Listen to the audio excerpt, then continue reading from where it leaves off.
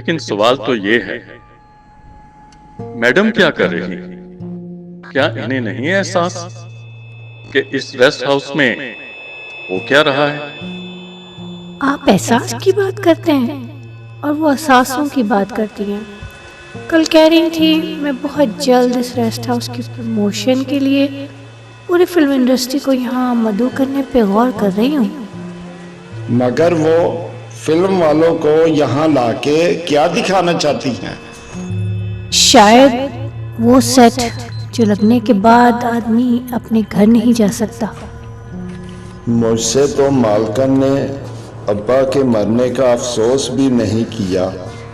वो बंदा कोई दो बोल ही तसल्ली के बोल देता है।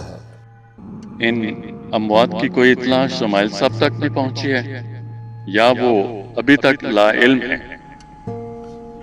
मैंने बस्ती में पुन्नू के नाम एक तार तो भेज दी थी। अब अल्लाह करे वो शमाइल साहब तक भी पहुंच गई हो।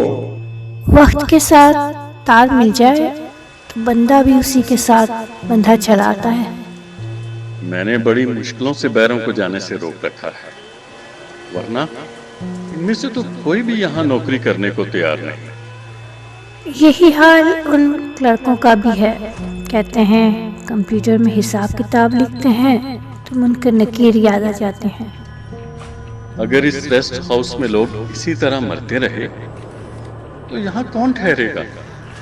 इसे रेस्ट हाउस ना कहिए मकसूद साहब, मुझे तो ये कोई मौत का घर लगता है। ओहो, मौत का घर ही सही मिस शबनम। तो फिर आप ही बताइए, मौत के घर में कौन ठहरता है?